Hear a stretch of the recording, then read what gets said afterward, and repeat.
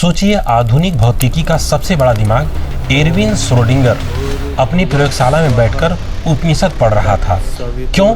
क्योंकि परमाणु बम बनाने वाले रॉबर्ट ओपेनहाइमर ने गीता के श्लोकों में ब्रह्मांड का अंत देखा। 2026 में जब हम क्वांटम कंप्यूटर बना रहे हैं, तब विज्ञान हमें उसी मोड़ पर ले आया है जहां हमारे ऋषि हजारों साल पहले खड़े थे। आज हम केवल पार्टिकल्स की बात नहीं करेंगे, आज हम बात करेंगे उस चेतना की, उस कॉन्शियसनेस की जो ब्रह्मांड का असली आधार है।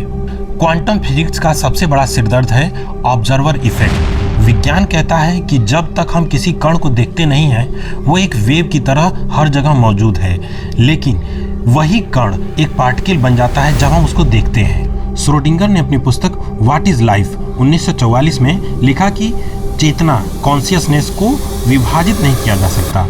उन्होंने सीधे तौर पर उपनिषदों के तत्वमसि के विचार का समर्थन किया। उनके अनुसार देखने वाला और देखा जाने वाला अलग नहीं है। यही वेदांत का अद्वैत है। अनिश्चितता का सिद्धांत देने वाले वर्नर हाइजेनबर्ग एक बार उलझन में थे। तब उनकी मुलाकात रवींद्रनाथ टैगोर जी से हुई। हाइजेनबर्ग ने फिजिक्स एंड फिलॉसफी 1958 में और बाद में फिजिसिस्ट फ्रिट्जॉफ कापरा से बातचीत में स्वीकार किया कि भारतीय दर्शन ने उन्हें यह समझने में मदद की कि जो बातें पश्चिमी तर्क में पागलपन लगती थीं, वे वास्तव में ब्रह्मांड का स्वभाव हैं। जिसे हम खाली जगह समझते हैं, वास्तव में ब्रह्म या वही क्वांटम फील्ड है जहां सब कुछ आपस में जुड़ा हुआ है। इतिहास का सबसे बड़ा engineer Nikola Tesla Swami Vivekananda का मुरीद क्यों था?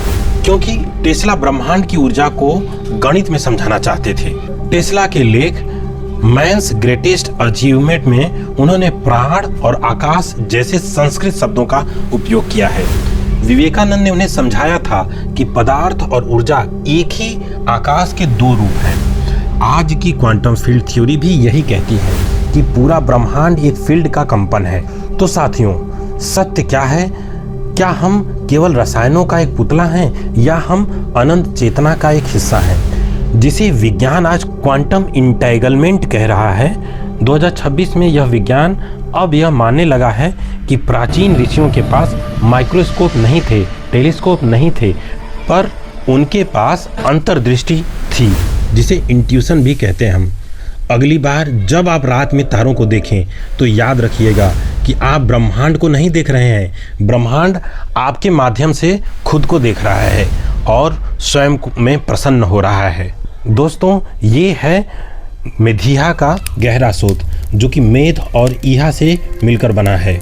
मेध मतलब इंटेलिजेंस और ईहा मतलब जिज्ञासा, दोनों इसमें शामिल करके गहराई से चीज़ों को समझने का प्रयास करना।